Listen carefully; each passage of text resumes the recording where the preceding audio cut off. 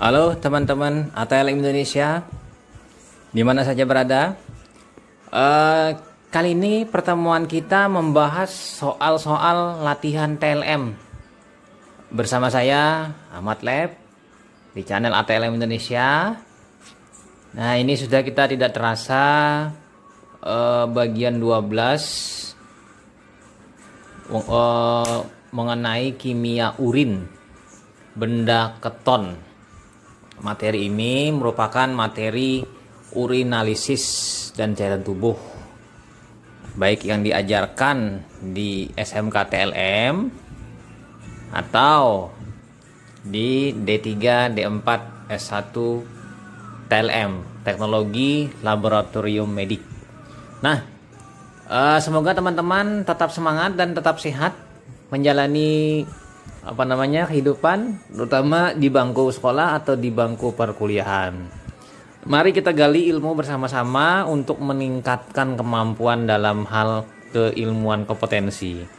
Kali ini kompetensinya kita bahas yaitu kimia klinik.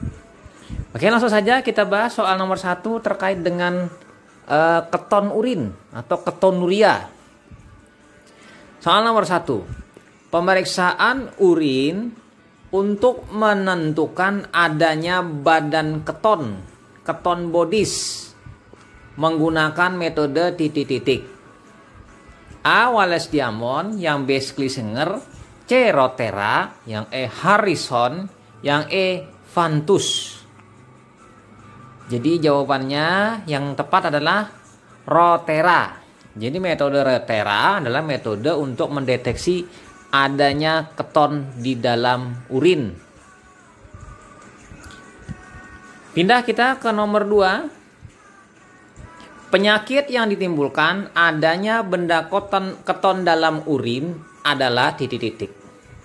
Yang A. Diabetes mellitus ketoasidosis, yang B. gagal ginjal terminal, yang C. glomerulonefritis akut, yang D. infeksi virus hepatitis A, yang E. sumbatan saluran empedu.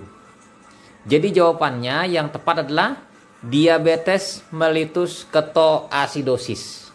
Jadi pada kondisi diabetes mellitus, si pasien ini kadar gula darahnya tinggi dan tidak bisa digunakan karena defisiensi insulin misalnya. Lalu tubuh melakukan lipolisis. Lipolisis tadi melepaskan asam-asam lemak bebas. Asam lemak bebas tadi dipotong-potong menjadi asam lemak rantai pendek. Lalu terbentuklah benda-benda keton, yang mana benda-benda keton ini bersifat asam. Jadi namanya ketoasidosis. Asidosis yang disebabkan oleh produk keton. Pindah kita ke nomor selanjutnya, nomor 3. Pemeriksaan badan keton dalam urin menggunakan reagen natrium nitroprosid dalam alkali bereaksi dengan aseton dan diasetik asid membentuk warna A. merah, B. biru, C. hijau, D. kuning, E. ungu. Jadi jawabannya yang tepat adalah warna ungu. Jadi terbentuknya reaksi antara aseton dengan reagen dari Rothera maka menghasilkan warna ungu. Pindah kita lanjut ke nomor 4. Nah, ini nomor 4. Pengawet yang paling tepat digunakan untuk pemeriksaan adanya benda keton adalah yang A. formalin, B. timol, C. toluen, yang D. HCl pekat, yang E. natrium EDTA. Jawabannya adalah yang tepat adalah toluen. Nah, jadi pengawet yang paling terbaik adalah toluen. Mengapa harus toluen? Toluen ini sejenis kayak minyak. Jadi dia melapisi permukaan dari urin. Sehingga benda-benda keton tidak bisa menguap keluar. Dan juga dengan dihalanginya permukaan tadi, maka tidak terjadi metabolisme bakteri secara aerob. Karena apa? Komunikasi antara udara atas dengan larutan urin itu ditutup atau tidak terjadi. terhalangi. Jadi aktivitas mikroorganisme dan keton dihambat oleh adanya toluen di permukaan. Oke, kita pindah ke nomor 5. Berikut ini yang benar tentang badan-badan keton dalam urin adalah: A. Aseton, asam asetat, asam beta hidroksibutirat. Yang B. Aseton, asam triasetat, asam beta hidroksibutirat. Yang C. Aseton, asam asetoasetat, asam beta hidroksibutirat. Yang D. Aseton, asam asetat, asam asetoasetat. Yang E. Asam asetoasetat, asam beta hidroksibutirat, asam formiat. Nah, jawabannya yang tepat adalah yang C. Aseton, asam asetoasetat, biasa disebut dengan diasetik asid, dan asam beta hidroksibutirat atau beta hidroksibutirik asid. Nah, jadi ini yang benar adalah jawabannya yang C. Ini merupakan benda-benda keton atau keton bodies atau badan-badan keton. Pindah, kita lanjut lagi. Selanjutnya nomor 7. Wah, nomor 7 bukan nomor 6. Metode yang digunakan untuk pemeriksaan adanya ketonuria adalah yang A. Benedict Rotera, yang B. Gerhard Rotera, yang C. Vantus Rotera, yang D. Naumann Rotera, yang E. Esbach Rotera. Tadi kan di awal kita sudah menjawabkan Rotera. Jadi ini tinggal mencari temannya yang dari Rotera itu apa. Jadi jawabannya yang benar adalah Gerhard dan Rotera. Jadi kedua ini adalah metode untuk pemeriksaan adanya benda keton di dalam urin. Pindah lagi, kita lanjut ke soal nomor 8. Uji Gerhard dapat terganggu karena memberi hasil positif palsu, yaitu adalah titik-titik kecuali. Berarti di sini 4 jawabannya benar, 1 yang salah, itu yang kecualinya. Yang A. Fenol, yang B. salisilat, C. antipirin, D. natrium karbonat, dan E. bilirubin. Jawabannya yang benar adalah bilirubin. Jadi fenol, salisilat, antipirin itu ada senyawa gugus fenol. Dia akan memberi warna pals positif. Warnanya mirip-mirip juga nanti dengan warna hasil positifnya dari Gerhard. Sementara natrium karbonat itu bereaksi dengan reagen Gerhard nanti akan membentuk juga warna dan ada warna sehingga memberi kesalahan. Sementara bilirubin tidak berpengaruh.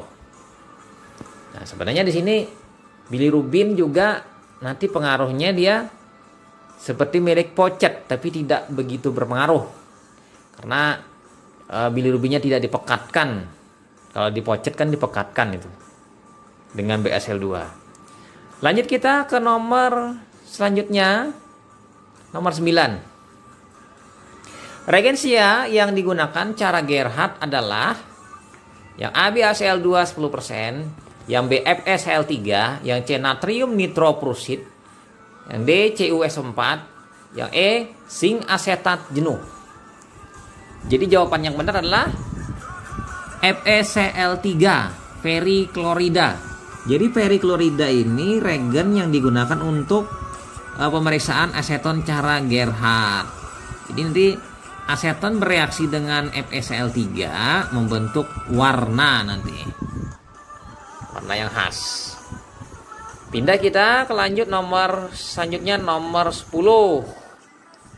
Nah, ini nomor 10. Hasil positif uji Gerhard pada uji keton adalah yang A. kuning, B. merah anggur, yang C. ungu, D. hijau, yang E. biru. Jawabannya yang benar adalah merah anggur atau merah kecoklatan. Jadi warna merah anggur, merahnya agak-agak kayak kecoklatan ungu, jadi tapi masih merah dominasinya. Kita pindah lanjut lagi ke nomor selanjutnya, nomor 11.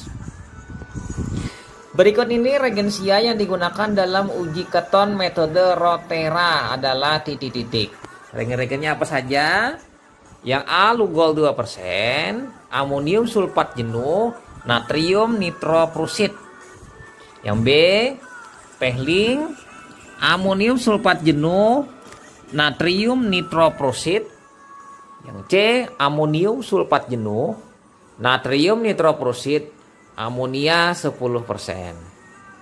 Sementara yang D, amonium sulfat jenuh, natrium nitroprusid, amonia 10%.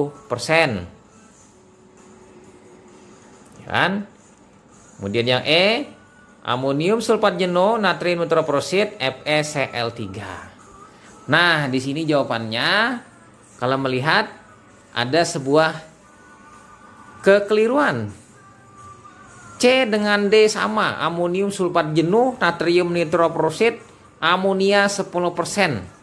Jadi jawabannya C dengan D, tapi naskah soal yang saya buat sebenarnya di konsepnya adalah di D. Seharusnya di C ini amonium klorida. Oke, itu ada 11 soal. Lanjut lagi. Nah, berarti sudah selesai, hanya 11 soal saja. Jadi teman-teman, jangan lupa subscribe ke channel saya, bunyikan lonceng notifikasi apabila ingin mendapat pemberitahuan seputar ilmu-ilmu yang saya upload, saya update video-videonya. Salam kompetensi. Nantikan soal lainnya. Semoga bermanfaat dan barokah. Oke, itu saja. Saya Ahmad Lab dari Banjarmasin pamit. Sampai jumpa di video selanjutnya. Salam, bye.